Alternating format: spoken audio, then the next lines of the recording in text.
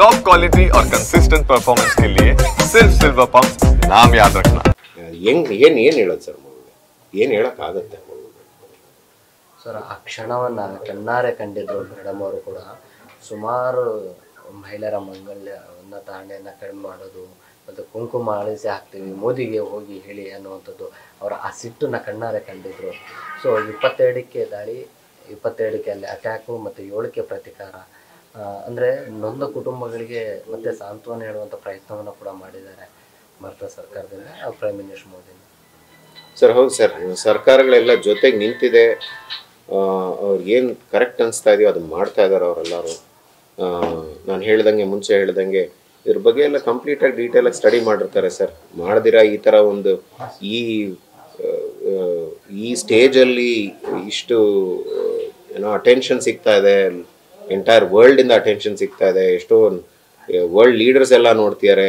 ಇದ್ರ ಬಗ್ಗೆ ಎಲ್ಲ ಯೋಚನೆ ಮಾಡಿ ಈ ನಿರ್ಧಾರಕ್ಕೆ ಬಂದಿದ್ದಾರೆ ಅಂದರೆ ಅವರು ಖಂಡಿತ ಇದ್ರ ಬಗ್ಗೆ ಎಲ್ಲ ಥಿಂಕ್ ಮಾಡೇ ಮಾಡ್ತಾ ಇದ್ದಾರೆ ಸರ್.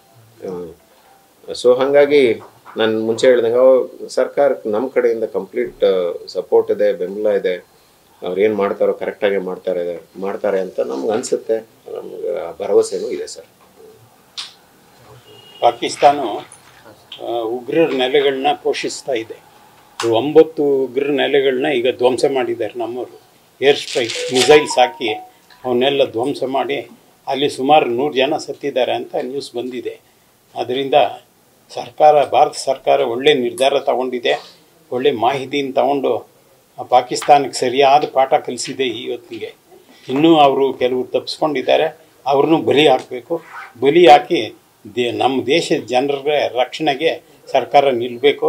ಇಂಥ ಒಂದು ಪಹಲ್ಗಾಮ್ ದಾಳಿ ಅಂತ ದಾಳಿಗಳು ಇನ್ನು ಮುಂದೆ ಒಂದೂ ನಡೀಬಾರ್ದು. ಆ ಬಾರ್ಡರ್ನಲ್ಲಿ ಏನು ನಡೀತಾ ಇದೆ ಅನ್ಯಾಯಗಳು ನಡೀಬಾರ್ದು. ಈಗಾಗಲೇ ಸುಮಾರು ದಾಳಿಗಳಾಗಿದೆ.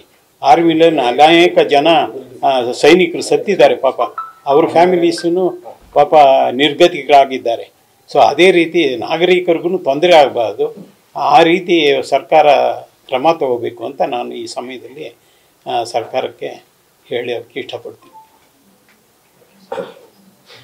ಸರ್ 26 ಜನ ಏನು ಕುಟುಂಬಗಳನ್ನು ಕಳ್ಕೊಂಡಿದ್ರು ಸರ್. ಯಾರಿಗೂ ಈ ರೀತಿಯಾದ ಘಟನೆಗಳು ಆಗಬಾರ್ದು. ಮತ್ತೆ ಅಲ್ಲಿ ಕೆಲವೊಂದು ಕಡೆ ಸೆಕ್ಯೂರಿಟಿ ತುಂಬಾ ಕಡಿಮೆ ಇತ್ತು ಅನ್ನೋ ಮಾತುಗಳು ಕೇಳಿ ಬಂದು ಸರ್. ಸರ್ಕಾರ ಅಲ್ಲದನ್ನ ಹೆಚ್ಚು ಮಾಡುವಂಥ ಕೆಲಸವನ್ನು ಕೂಡ ಮಾಡಬೇಕಾಗುತ್ತೆ ಸರ್. ಹೌದು, ಖಂಡಿತ ನಿಜ.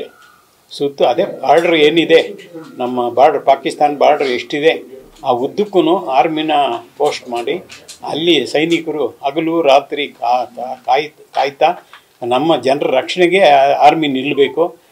ಸರ್ಕಾರ ಅದ್ರ ಬಗ್ಗೆ ಕ್ರಮ ತಗೋಬೇಕು, ಎಲ್ಲರನ್ನೂ ಕಾಪಾಡಬೇಕು.